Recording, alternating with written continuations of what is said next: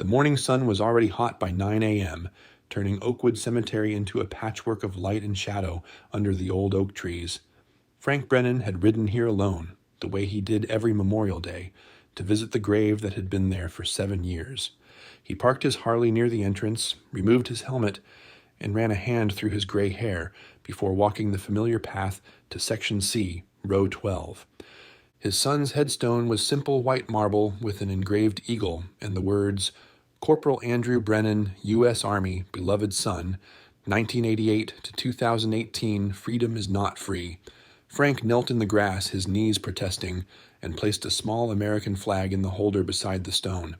He'd done this same ritual for 7 years, ever since the Marines had knocked on his door with the news that turned his world inside out. Hey, Andy, Frank said quietly, his voice rough. Another year gone by. Your mom's doing better, got herself involved with that quilting group at the church. I'm still riding with the Iron Knights, just like you always said I would, until I was too old to throw my leg over the saddle. He paused, staring at the engraved dates that bracketed his son's too short life. I miss you, kid, every damn day. He was preparing to stand when he heard it, a sound that cut through the peaceful morning like a knife, sobbing, not the quiet tears of grief contained, but the raw, broken crying of someone who'd lost the ability to hold it in. Frank looked around and spotted the source. 2 rows over, a boy sat cross-legged in front of a headstone, his small shoulders shaking. He looked maybe 10 years old, wearing jeans and a t-shirt that was too big for him, his dark hair falling forward to hide his face. Next to him on the grass was a crumpled paper that looked like it had been written on and erased multiple times. Frank hesitated. He wasn't good with kids, hadn't been even when Andy was young. He'd been on the road too much, working construction jobs in different states, coming home on weekends if he was lucky. By the time he'd realized what he was missing, Andy had been a teenager pulling away, and then he'd enlisted, and then he was gone. But the sound of that crying pulled at something deep in Frank's chest, the place where his own grief lived. He stood slowly and walked over, his boots quiet on the grass. Hey there, Frank said, stopping a respectful distance away. You okay, son? The boy's head jerked up, revealing a face blotchy with tears and streaked with dirt where he'd rubbed his eyes. He looked at Frank with a mixture of fear and defiance. Go away. Can't do that, Frank said, keeping his voice gentle despite his rough exterior. Cemetery rules. See someone crying, you gotta check on them. It's written right on the sign out front. No, it's not, the boy said, but there was less hostness in his voice now, more confusion. Okay, you got me, Frank admitted, but it should be a rule. Mind if I sit down? The boy shrugged, which Frank took as permission. He lowered himself to the grass with a grunt, his back protesting. Getting old was nobody's friend. Up close, he could see the boy's red-rimmed eyes and the way his hands trembled slightly as they clutched the crumpled paper. Frank glanced at the headstone. Sergeant Brian Cooper, U.S. Army, devoted father and husband, 1986 to 2024. The dates made Frank's chest tighten. This man had died less than 6 months ago. That your dad? Frank asked quietly. The boy nodded, not meeting his eyes. I'm sorry, Frank said. That's real recent. I bet it still hurts like it happened yesterday. It hurts all the time, the boy whispered. Every single day. He looked up at Frank, his expression lost. Does it get better? Everyone keeps saying it gets better, but it doesn't. It just gets worse because he's gone longer and I keep forgetting things. Like what his voice sounded like when he laughed. I'm forgetting him. Frank felt tears sting his own eyes. What's your name, son? Noah. Noah, I'm Frank, and I want to tell you something, and I need you to believe me because it's true. He gestured back toward his son's grave. My boy's buried over there. He died 7 years ago in Afghanistan. And you know what? I still remember his laugh. I remember how he used to fall asleep watching TV with his mouth open. I remember the way he'd get excited about stupid things like finding a good parking spot. The important stuff, it doesn't go away. It changes, but it doesn't leave. Noah stared at him. Your son died too. Yeah, Frank said. And it hurt like hell then, and it still hurts now. But I'll tell you what someone told me back when I was where you are now. So mad and sad I didn't know which way was up. The hurt doesn't get smaller. You get bigger around it. You grow enough that you can carry it without it crushing you. I don't feel bigger, Noah said, his voice breaking. I feel like I'm disappearing. Frank's throat closed up. He recognized that feeling, the sensation of grief hollowing you out until you were just a shell walking around pretending to be alive. He looked at the crumpled paper in Noah's hands. What you got there? Noah hesitated, then slowly unfolded it. The paper was covered in pencil marks, most of them erased. At the top, in careful letters, it said, "Things I want to tell Dad." I come here every Saturday, Noah said. Mom works, so she can't bring me, but it's only a mile from our house and I can ride my bike. I try to tell him stuff, like what happened at school, or if I saw something he would have thought was cool. But I can't remember what I wanted to say when I get here. Or I remember, but it sounds stupid when I say it out loud. So I started writing it down, but... He gestured to the erased marks. I can't get the words right. Frank took the paper gently, looking at the ghost traces of erased sentences. He could make out fragments. One the spelling bee. Tommy said, I miss. Why did you? My son used to write me letters when I was on the road, Frank said. His mom made him because I was gone so much. Most of them were about nothing. What he had for lunch, some show he watched, a fight with his friend. But you know what? I kept every single one. Because it wasn't about the words being important. It was about him thinking of me enough to write them down. Really? Noah asked. Really? Your dad, he doesn't care if the words are perfect. He cares that you're here, that you're thinking about him, that you loved him enough to try. Frank handed the paper back. Tell you what, how about you read me what you wrote, and I'll be your practice audience. Then maybe it'll be easier to say it to him. Noah looked uncertain, but after a moment he started reading in a halting voice. Dear Dad, I won the spelling bee at school. You would have been proud. I spelled courageous, right even though I almost put an I where it shouldn't be. Tommy Garrett said his dad's taking him to the state fair, and I wanted to tell him we were going too. But then I remembered you're not here. I got mad and pushed him. Now he won't talk to me. Noah's voice cracked and he stopped reading. See? It's stupid. It's not stupid, Frank said firmly. It's honest. And I bet your dad would want to know about the spelling bee and about you being mad. Parents don't just want to hear the good stuff, Noah. They want to know what's really going on.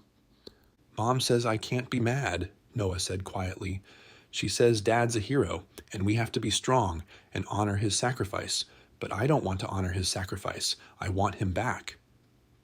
Frank recognized the careful wording, the script a well-meaning adult had given this kid to help him process something no 10-year-old should have to process. Your mom's trying to help. But between you and me, it's okay to be mad. I was mad at Andy for enlisting, mad at the Army for sending him somewhere dangerous, mad at God for letting it happen, mad at myself for not being a better dad when I had the chance. You can be mad and still love your dad. Both things can be true. You were mad at your son? Noah asked, surprised. Furious, Frank admitted. Still am sometimes. He was 29, had his whole life ahead of him, and he signed up to go fight in a desert halfway around the world. Part of me wanted to shake him and ask what he was thinking, but another part of me was proud as hell because he was braver than I ever was. They sat in silence for a moment, two people separated by age and experience, but connected by the particular grief of losing someone who wore a uniform. Do you have a mom? Noah asked suddenly. Yeah, Frank said. Andy's mom. We're divorced. Have been since Andy was 12. That's part of why I was gone so much. Couldn't handle being a husband, thought I'd be better at being a provider. Turns out I wasn't much good at either one. I bet you were better than you think, Noah said with the earnest confidence of a child. Frank smiled despite the tears in his eyes. You're a good kid, Noah. Your dad did something right. He did lots of things right, Noah said. He made pancakes every Sunday. He knew all the constellations, and we'd lay in the backyard and he'd point them out. He never missed my soccer games, even when he was tired from work. He read me the same book every night for 2 years because it was my favorite, and he never complained. His voice dropped to a whisper. How am I supposed to be okay without him? One day at a time, Frank said. Some days you won't be okay, and that's fine. Some days you will be, and that's fine too. And on the really bad days, you find someone who understands, and you let them sit with you in the cemetery. Noah looked at him, really looked at him, seeing past the leather vest and the gray beard and the hard exterior to the man who understood loss in a way most people couldn't. "Will you come back?" he asked. "Next Saturday?" "I come every week." Frank's first instinct was to say no. He wasn't good with commitments, wasn't good with kids, wasn't good at anything that required showing up consistently. But he looked at Noah's hopeful face and thought about Andy, about all the Saturdays he'd missed, all the times he'd chosen work over being present. "Yeah," Frank said. "I'll come back." They exchanged numbers, Noah carefully typing Frank's information into a phone that was probably his mom's. Before Noah left, Frank walked him to his bike, an old mountain bike with training wheel scars still visible on the frame. "Hey, Noah," Frank said as the boy prepared to ride away. "Your dad was a sergeant. You know what that means?" "He was in charge of people," Noah said. "He was trusted," Frank corrected. "Trusted to lead, to make hard decisions, to take care of his soldiers. That's not something they give to just anybody. Your dad was brave and smart and good at what he did, and I'm betting he was the same way as a father. So when people say he's a hero, they're not wrong. But he was your hero first, before he was anybody else's, and that's the part you get to keep forever." Noah nodded, not trusting his voice. Then he rode away, pedaling hard, his shoulders straighter than they'd been when Frank first saw him. Frank watched him go, then returned to Andy's grave. "Well, kid," he said to the headstone, "guess I'm getting involved in something. Hope I don't screw it up." That night, Frank sat in his apartment above the auto shop he owned, staring at his phone. The number for Noah's mom was right there in his contacts. He should call, explain who he was, make sure it was okay that he'd talk to her son. But what would he say? "Hi, I'm a biker who met your kid crying in a cemetery and now I want to be in his life." That sounded creepy even in his own head. Instead, he texted, "This is Frank Brennan. Met your son Noah at the cemetery today. Told him I'd check in on him. Want to make sure that's okay with you. My son was killed in action in Afghanistan. I'm not a creep, just someone who understands." The response came back 20 minutes later. "This is Lauren Cooper. Noah told me about you. Said you made him feel less alone. That's worth more than I can say. Thank you. And yes, it's okay. More than okay." They texted back and forth for an hour, sharing the shorthand that Gold Star families developed when their soldiers died, where they were buried, how they were coping or not coping.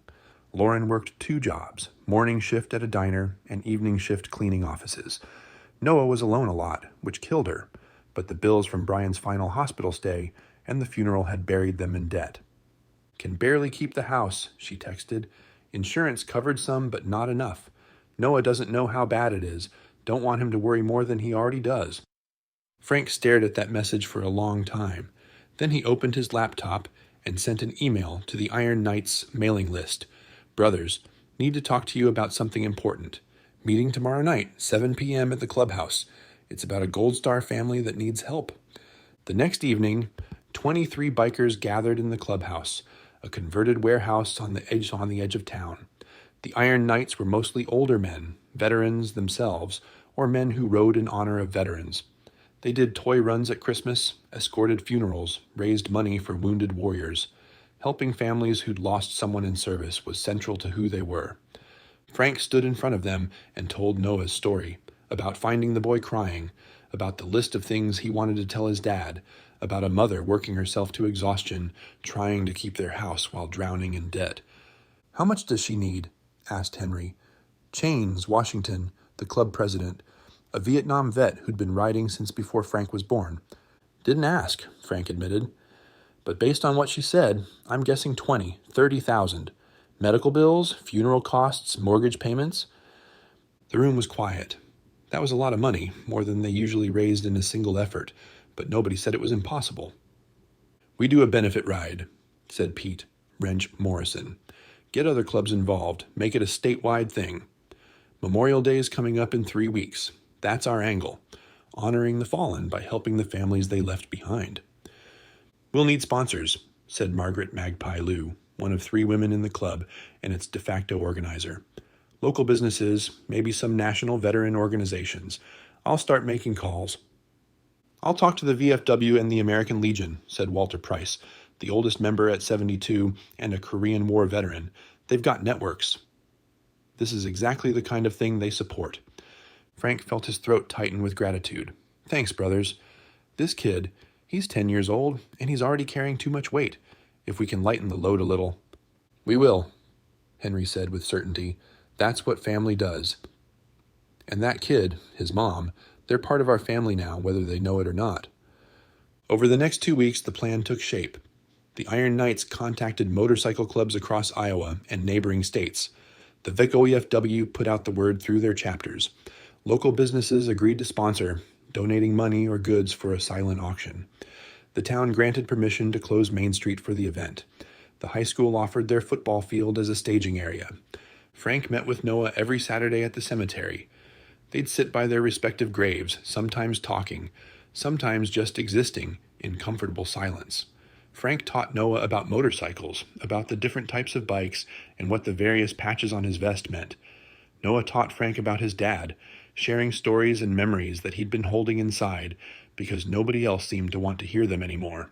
People get uncomfortable, Noah confided one Saturday, when I talk about Dad. They get this look on their faces like they want me to stop, or they change the subject real fast. That's because grief makes people feel helpless, Frank said. They don't know what to say, so they try to fix it or avoid it. But your grief isn't something that needs fixing. It's something that needs witnessing. What does that mean? Noah asked. Means someone needs to sit with you in it, Frank explained, not try to make it better or tell you how to feel. Just acknowledge that it's real and it's hard and it's okay. You do that, Noah said. Witness it, I mean. I try, Frank said, because I needed someone to do it for me, and for a long time nobody did. Don't want you to go through that alone. Lauren started joining them occasionally, showing up after her morning shift still in her diner uniform. She was younger than Frank had expected, worn down by exhaustion and grief, but still fighting. They talked while Noah wandered the cemetery, reading headstones and leaving small rocks on the graves of other veterans he found. He does that every week, Lauren said, watching her son, leaves rocks on soldiers' graves. Says they shouldn't be alone. Smart kid, Frank said. He asks about you, Lauren admitted. Wants to know when you're coming back, what you did this week, if you remember more stories about your son. You've become important to him. He's become important to me too, Frank said. Didn't expect that. Neither did I, Lauren said. She looked at him directly. The bike club. They're planning something, aren't they? Noah mentioned seeing flyers around town about a Memorial Day ride. Frank shifted uncomfortably. We wanted it to be a surprise. Is it for us? She asked quietly. He nodded. We're raising money. Medical bills, funeral costs, whatever you need to keep your house and give Noah some stability. Lauren's eyes filled with tears. Frank, that's too much. We can't accept. You can and you will, Frank interrupted gently, because that's what we do for the families who sacrificed. Your husband served his country. He died protecting people he'd never meet. The least we can do is make sure his son has a home and his widow isn't working herself into the ground. I don't know how to thank you, Lauren said, wiping her eyes. Don't thank me yet, Frank said. Wait until after the ride. We might raise $50 and embarrass ourselves. But Frank knew better. He'd seen the response. More than 200 bikers had confirmed they were coming. Businesses had donated auction items worth thousands. The local paper was running stories. The event had taken on a life of its own, becoming less about a single family and more about a community, coming together to honor all their fallen and support all their Gold Star families. Memorial Day arrived bright and clear, perfect weather for riding. The high school football field filled with motorcycles by 8 a.m., hundreds of them, arranged in neat rows. Bikers came from Iowa, Illinois, Missouri, Nebraska, even a group from Minnesota who'd left at 4 in the morning. They wore leather and denim and patches from dozens of different clubs, but today they were united in a single purpose. Lauren and Noah arrived at 9, driven by Magpie in her truck because neither of them had been prepared for the scope of what was happening. Noah's eyes went wide as he took in the sea of motorcycles. Are all these for my dad? He asked, his voice small. They're for all the dads, Frank said, walking up to meet them. And moms. Every person here knows someone who served or lost someone who served. Today we ride to remember them all. But yeah, kid, your dad's a big part of why we're here. A stage had been set up at one end of the field, and at 10 o'clock, Henry took the microphone. His voice boomed across the crowd, calling for attention. More than 300 people gathered around, bikers, veterans, townspeople who'd come to support the cause. "Thank you all for being here," Henry said. "We're gathered today to honor our fallen, to remember those who wore the uniform and didn't come home. But we're also here to remember that when a soldier dies, they leave behind people who need our support. Today we ride for Sergeant Brian Cooper, who died last November after 16 years of service. We ride for his widow Lauren and his son Noah, who are here with us today." The crowd applauded, and Noah pressed against his mother's side, overwhelmed. Lauren had tears streaming down her face. "We also ride for Corporal Andrew Brennan," Henry continued, gesturing to Frank, "for Sergeant Marcus Washington, for Private First Class Jennifer Morrison, for every name on every headstone in every cemetery. They gave everything. Today, we give back." Walter Price, the Korean War veteran, spoke next. His voice shook with age but carried clearly. "I've been riding with the Iron Knights for 30 years. In that time, I've watched this community show up again and again for veterans and their families. Today is just one more example of what makes this town, this state, this country worth fighting for. We take care of our own. We remember our dead. And we support those they left behind." The ceremony continued with speeches and moments of silence and the playing of taps by a high school student whose grandfather had served in Vietnam. Then the ride began.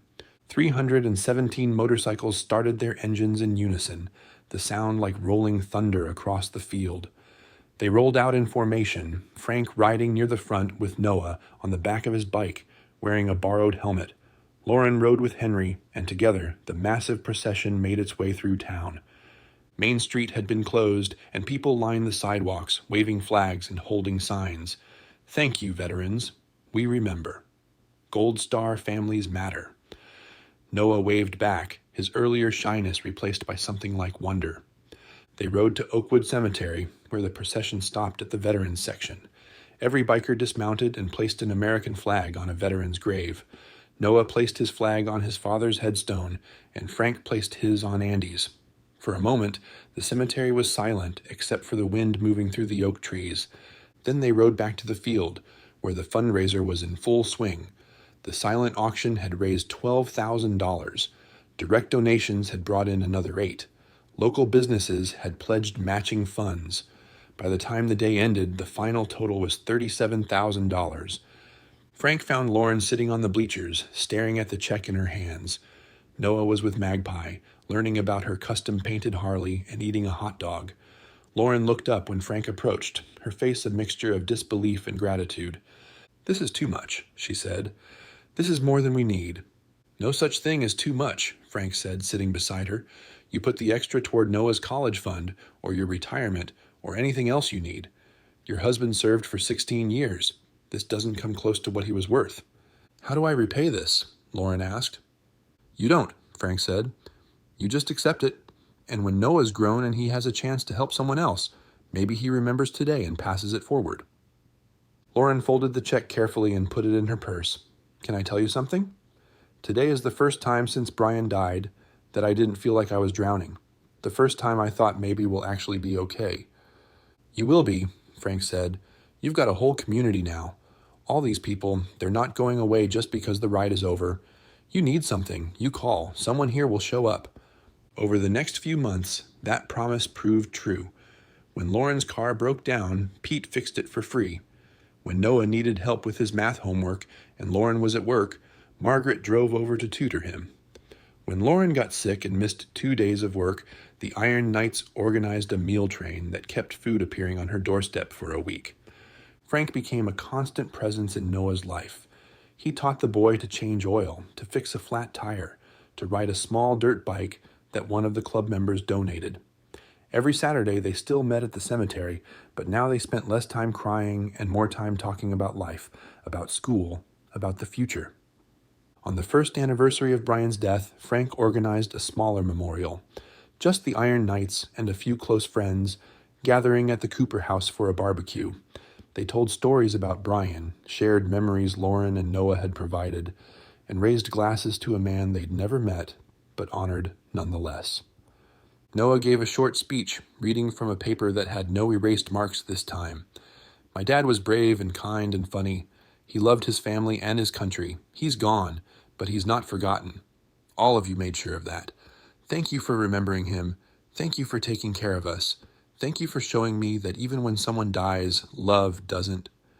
There wasn't a dry eye in the house. Later, as people were leaving, Noah pulled Frank aside. I've been thinking about something. When I grow up, I want to do what you do. Not the motorcycle shop part, though that's cool, but the helping people part, the showing up when someone needs it part. That's a good thing to want, Frank said. World needs more of that. Will you teach me? Noah asked. How to be like that? Frank felt his chest tighten with emotion. Yeah, kid. I'll teach you. But you're already halfway there. You've got a good heart. Just need to learn how to use it. 2 years passed. Noah grew taller, more confident, less consumed by grief, though it never fully left him. He joined the Iron Knights Youth Auxiliary, helping with toy runs and food drives. He started a program at his school to collect letters for deployed soldiers, making sure nobody overseas felt forgotten. Lauren slowly rebuilt her life. The debt was paid off, the house was secure, and she'd been promoted to manager at the diner. She even started dating again, which Noah cautiously approved of after Frank gave him a talk about how it was okay for his mom to be happy. Your dad wouldn't want her to be alone forever, Frank said during one of their cemetery visits. He'd want her to live a full life. That doesn't mean she loves him less. I know, Noah said. It's just weird. Everything about grief is weird, Frank said, but it gets easier to live with. You're proof of that. On Memorial Day, 3 years after that first ride, the benefit had become an annual tradition. Hundreds of bikers showed up to honor the fallen and raise money for Gold Star families across the state. Noah, now 13, helped organize it, setting up tables and coordinating volunteers. Frank watched him work, amazed at the transformation. The crying boy he'd met in the cemetery had become a confident young man who understood loss but wasn't defined by it. He knew how to channel his grief into action, his pain into purpose. You did good, Henry said, coming to stand beside Frank. He did the work, Frank said. I just showed up. That's all any of us can do, Henry replied. Show up. Be present. Let people know they matter. You did that for him, changed his whole trajectory. Frank thought about Andy, about all the times he hadn't shown up, and felt the familiar ache of regret. But watching Noah laugh with the other volunteers, seeing the community that had formed around honoring the fallen, he felt something else too. Redemption, maybe, or at least the understanding that it was never too late to choose to be present. That afternoon, as the ride prepared to leave, Noah appeared beside Frank's bike, wearing his own leather vest, custom made by Magpie with patches that read, Future Iron Knight and Gold Star Son. Can I ride with you? Noah asked. Always, Frank said. Climb on.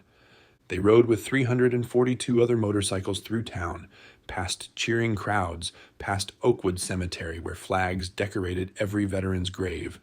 Noah's arms wrapped around Frank's waist, secure and trusting, and Frank felt tears sting his eyes behind his sunglasses.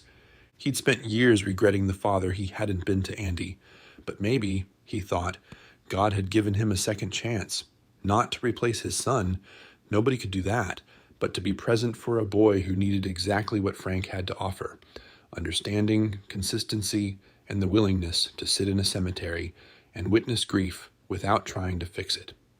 After the ride, at the benefit dinner, Lauren gave a speech thanking the community for 3 years of support. You saved us, she said simply. When we were drowning, you threw us a lifeline. But more than that, you showed Noah what it means to be part of something larger than yourself. You taught him that service doesn't end when the uniform comes off. That honor isn't just about sacrifice. It's about how we care for each other after the sacrifice is made. She looked directly at Frank. One man saw my son crying in a cemetery and decided to stop. That decision changed everything. It brought this whole town together. It created something beautiful out of our grief. I will never be able to thank you all enough. The crowd stood and applauded, and Frank felt Henry clap him on the shoulder. Guess you're stuck with us now, the club president said with a grin. Could be worse, Frank replied. That night, after everyone had gone home, Frank and Noah sat on the hood of Frank's truck in the high school parking lot, looking at the stars. "Dad taught me all the constellations," Noah said. "Want me to show you?" "Yeah," Frank said. "I'd like that." Noah pointed out Orion, the Big Dipper, Cassiopeia, telling the stories his father had told him. His voice was steady, full of memory, but not overwhelmed by sadness. He'd grown enough around the grief to carry it without being crushed. "Frank," Noah said after a while, "can I ask you something?" "Anything." "Do you think my dad knows? About all this? About what you did for us?" Frank looked up at the stars, thinking about Andy, about Brian Cooper, about all the soldiers who'd worn the uniform and made the sacrifice. "Yeah," he said, "I think he knows. And I think he's proud of you. The way you've handled this, the way you're helping other people now, the man you're becoming. That's his legacy, Noah. Not just his service, but you." "You're part of my legacy too," Noah said quietly. "You know that, right?" Frank's throat closed up and he couldn't speak for a moment. Finally he managed, "That's the best thing anyone's ever said to me." They sat in comfortable silence, watching the stars, two people bound by grief and healed by community. Behind them, the town slept peacefully, unaware of the quiet miracles that happened when someone chose to stop, to witness, to show up. 5 years later, Noah enlisted in the army. Frank tried to talk him out of it, terrified of history repeating, but Noah was determined. "Dad served because he believed in something bigger than himself," Noah explained. "I want to believe in that too, but I promise I'll be careful. I promise I'll come home." Frank drove him to basic training, helped him carry his bags, and hugged him fiercely before he left. "You call me every chance you get," Frank said, his voice rough, "and you come home safe. You hear me?" "I hear you," Noah said. "And Frank, thanks for being there, for showing up when it mattered. You saved my life." "You saved mine too, kid," Frank replied. Noah served 4 years and came home safe, just like he'd promised. He used his GI Bill to go to college and became a social worker specializing in military families. He started a nonprofit that paired Gold Star children with veteran mentors, replicating what Frank had done for him on a larger scale. The program expanded across 6 states, helping hundreds of grieving children find adults who understood their loss. Every Memorial Day, Frank attended the benefit ride that had become a state institution, raising money for Gold Star families and honoring the fallen. And every Saturday, weather permitting, Frank still rode to Oakwood Cemetery to visit Andy's grave. Sometimes Noah joined him, bringing his own children to place flags and hear stories about the grandfather they'd never meet and the uncle who'd died before they were born. "They need to know where they come from," Noah explained. "They need to understand that freedom isn't free, and that when someone pays the price, we honor them by taking care of what they left behind." Frank, now in his 70s and moving slower but still riding, would nod and add his own stories, about a boy he'd found crying in a cemetery, about a decision to stop instead of walking away, about how one moment of compassion had rippled outward, changing lives, building community, creating a legacy that would outlast them all. "But you know what the best part is," Noah said one Saturday, as they stood between the graves of their sons and fathers. "That crying kid in the cemetery grew up to help other crying kids. That's what Dad would have wanted. That's what Andy would have wanted. The grief didn't win. Love did." "Love did," Frank agreed, his hand on Noah's shoulder, watching his grandchildren place flags with small, serious faces. "And it always will, as long as we choose to show up for each other." The sun moved across the cemetery, casting long shadows, and somewhere a mockingbird sang. The names on the headstones represented sacrifice and service and love that persisted beyond death. And standing among them, 3 generations learned the lesson that Frank had carried from that first Memorial Day morning, that the best way to honor the dead is to care for the living, that grief shared is grief lessened, and that showing up, simply showing up, can change everything.